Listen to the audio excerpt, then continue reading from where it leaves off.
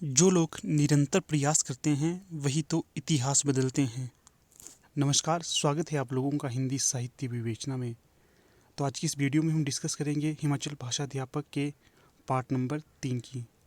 तो चलिए आज की वीडियो को शुरू करते हैं। पहला प्रश्न है, किस दर्शन ने कक्षा कक्ष में प्रबोधकीय व्यवस्था विकसित की थी? तो इसका सही जवाब होगा ऑप्शन ए, वैदिक ने। अगला है, निम्न में से कौन सी विशिष्टता गांधी जी से संबंधित नहीं है? तो ये होगा ऑप्शन सी, स्वधर्म। बाकी बुनियादी शिक्षा, अहिंसा, हस्तकला गांधी जी से संबंधित है। अगला प्रश्न है 103, किसी राष्ट्र का भविष्य सुनिश्चित होता है? तो ये होता है पाठशालाओं से सुनिश्चित। ऑप्शन ए सही जवाब है। अगला है 104, मध्याह्न भोजन योजना मिड डे मील स्कीम आरंभ की गई थी। तो बताना है कब की गई थी आरंभ। तो ये की गई थी 1995 में आरंभ। Option A. अगला प्रश्न है 105, भाषा का अधिकार अधिनियम लागू होता है? तो ये बताना है किस पे लागू होता है ये। तो ये होता है ऑप्शन डी, 6 से 14 वर्ष के बच्चों के लिए। अगला प्रश्न है 106, मनोविज्ञान अध्ययन है? तो बताना है मनोविज्ञान कैसा अध्ययन है। तो ये है चेतना का। Option A. अगला प्रश्न है 107, किसने बताया कि बुद्धि एक सहजात सामान्य संज्ञानात्मक योग्यता है? तो ये बताया था साइरिल बर्ट ने। ऑप्शन ए सही जवाब है। अगला है 108, एक 12 वर्षीय बालक की मानसिक उम्र जिसकी बुद्धि लब्धि 90 है होगी? तो ये होगा ऑप्शन बी, अर्थात 10.8 वर्ष। अगला प्रश्न है 109, पाठशाला में सर्वोत्तम अभिप्रेरक कौन है? तो ये होगा ऑप्शन डी, विषय का अध्यापक। अगला प्रश्न है 110, निम्न में से क्या व्यक्तित्व में जन्मजात सहनीय विशिष्टता है? तो ये होगा ऑप्शन सी, मिजाज। अगला प्रश्न है 111, निम्न में से कौन सी एक उत्तम परीक्षण की विशेषता नहीं है? तो ये है ऑप्शन डी, सातत्य। बाकी वस्तुपरकता, वैधानिकता, विश्वसनीयता ये उत्तम परीक्षण की विशेषताएं हैं। अगला है 112, भारतीय शिक्षा आयोग का नाम है? तो ये है हंटर कमीशन का। Option A. अगला है 113, एक अच्छे शिक्षक में होना चाहिए? तो ये होना चाहिए अंतर्व्यक्तिगत कौशल्य, संप्रेषण कौशल्य, वैचारिक स्पष्टता। ऑप्शन डी ये सभी। डी बिल्कुल सही जवाब होगा।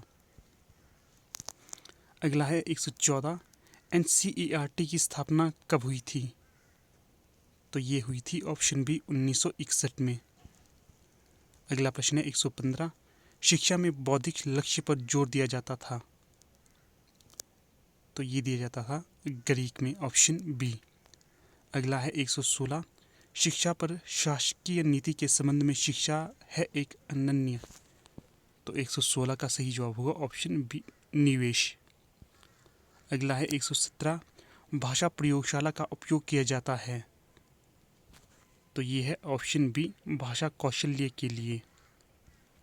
अगला है 118, शिक्षण की मुख्य उच्चतर तकनीक है? तो इसका सही जवाब होगा ऑप्शन ए, सेमिनार। अगला है बुनियादी शिक्षण मॉडल का विकास किया गया? तो 119 का होगा सही जवाब ऑप्शन सी, रॉबर्ट ग्लास्कर द्वारा। बुनियादी शिक्षण मॉडल का विकास किया गया था रॉबर्ट ग्लास्कर द्वारा। अगला है 120, बहुविध बुद्धि का सिद्धांत दिया गया?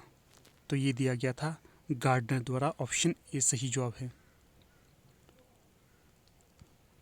अगले दोस्तों प्रश्न ये हैं करंट अफेयर के। ये 2-3 प्रश्नों को हम स्किप कर देते हैं। अगला प्रश्न होगा 126, एक संख्या के 15वें भाग, 12वें भाग तथा 7वें भाग का योग 1353 हो तो संख्या है? तो इसे मैं हल नहीं करूँगा, सिर्फ आपको इसके उत्तर बताऊँगा। तो 126 का सही जवाब होगा ऑप्शन डी, 4620। अगला है 127, एक वृत्त का क्षेत्रफल एक वर्ग के क्षेत्रफल के समान है, इसके परिमाप का अनुपात है। तो 127 का सही जवाब होगा डी।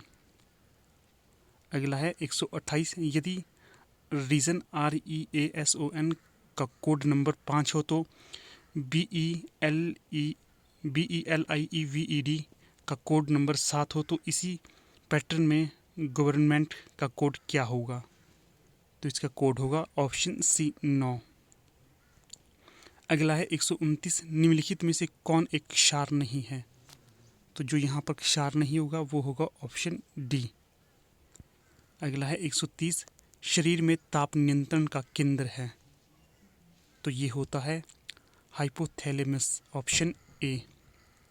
अगला है 131, निम्नलिखित में से कौन शेष तीनों से भिन्न है? तो ये जो यहाँ पर 3 ऑप्शन से भिन्न होगा तो वो होगा ऑप्शन ए, भूतापीय ऊर्जा। अगला प्रश्न है 132, निम्नलिखित में से कौन सा यौन संचरित रोग नहीं है? तो जो यौन संचरित रोग नहीं होगा वो होगा ऑप्शन बी, हेपेटाइटिस। अगला है 133, गैल्वेनाइजेशन विधि में लोहे को जंग से बचाने के लिए किसकी पतली परत चढ़ाई जाती है? तो ये चढ़ाई जाती है ऑप्शन सी, जिंक की। अगला है 134, तहकीक-ए-हिंद नामक पुस्तक किसने लिखी? तो ये लिखी थी अल-बुरीनी ने, ऑप्शन ए। अगला है 135, वैशेषिक दर्शन किससे संबंधित है? तो ये है कर्नाड से संबंधित, ऑप्शन बी। अगला है 136, किस शासक को सेंड्रोकोटस भी कहा गया है? तो ये कहा गया है ऑप्शन ए, चंद्रगुप्त मौर्य को। अगला है 37, चेर राज्य की राजधानी कहाँ थी? तो चेर राज्य की राजधानी थी ऑप्शन डी, वंजी में। 137 का डी। अगला है 138, तराइन का प्रथम युद्ध कब हुआ था? तो ये हुआ था ऑप्शन डी, 1191 में। अगला है 139, किस दिल्ली सुल्तान ने सिजदा नामक प्रथा की शुरुआत की थी? तो ये की थी बलबन ने, ऑप्शन सी। अगला है 140, किस मुगल शासक को जिंदा पीर कहा जाता है? तो ये कहा जाता है औरंगजेब को।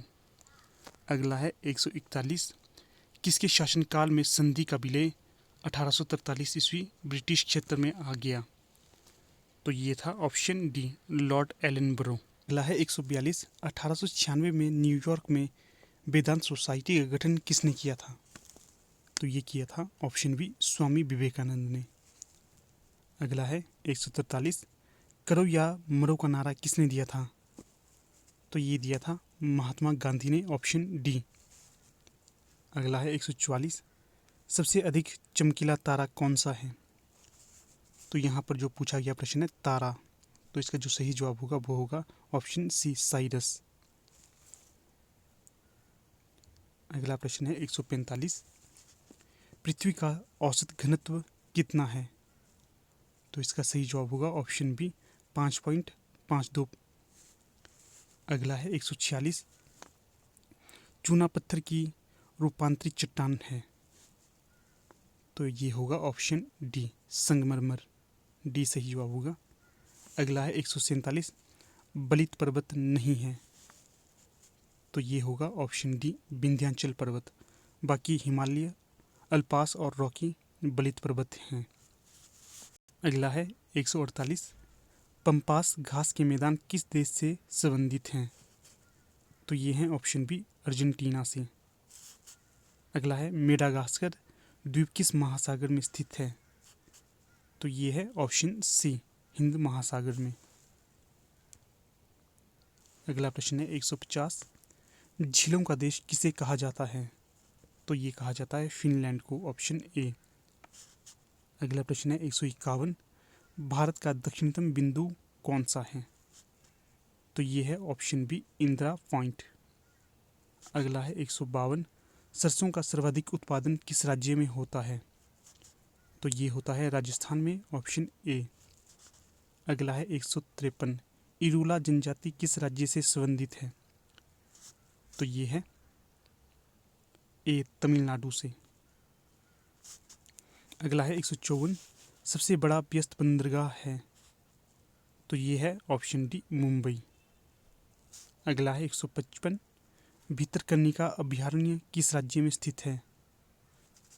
तो ये है ओडिशा में, ऑप्शन सी। अगला है 156, भारतीय संविधान की 6ठी अनुसूची में किस राज्य के प्रशासन के बारे में प्रावधान नहीं है। तो ये होगा ऑप्शन डी मणिपुर। बाकी असम, मेघालय और त्रिपुरा के प्रशासन के प्रबंधन के बारे में है। अगला है 157, भारत में पहली आपातकालीन स्थिति की घोषणा किस वर्ष की गई थी। तो ये की गई थी 1962 में। अगला है 158, राज्यसभा के सदस्य कितनी अवधि के लिए निर्वाचित किए जाते हैं। तो ये किए जाते हैं ऑप्शन डी 6 वर्ष के लिए। अगला है 159, भारत में सर्वप्रथम किस राज्य में लोक अदालतों का गठन किया गया। तो ये किया गया था ऑप्शन सी महाराष्ट्र में। अगला है 160, संविधान के किस अनुच्छेद के अंतर्गत वित्त आयोग का गठन किया जाता है। तो ये किया जाता है ऑप्शन ए 280। अगला है 161, नीति आयोग का गठन किस वर्ष किया गया। तो ये किया गया था ऑप्शन डी 2015 में। अगला है 162, भारत में बीमा क्षेत्र की शुरुआत कब हुई थी। तो ये हुई थी 1918 में। अगला है 163, स्टैंड अप इंडिया अभियान योजना कब प्रारंभ हुई। तो ये हुई थी 2016 में।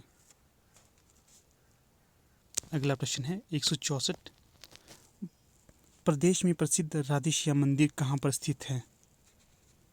तो ये है ऑप्शन बी बिलासपुर में।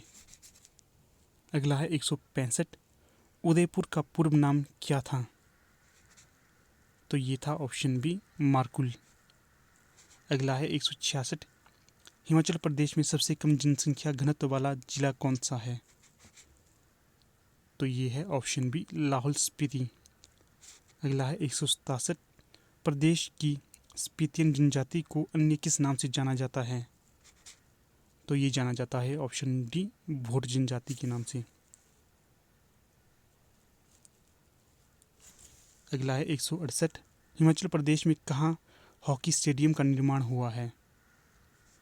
तो ये हुआ है ऑप्शन सी शिलारू में। अगला है 169, antonym of the word in this creation. तो इसका एंटोनियम होगा ऑप्शन ए। अगला है 170, ही रेडली डैश हिज एनिमीज। तो इसका जो सही जवाब होगा वो होगा ऑप्शन बी। तो ठीक है दोस्तों, यहाँ पर हमारी वीडियो का समापन हो जाता है।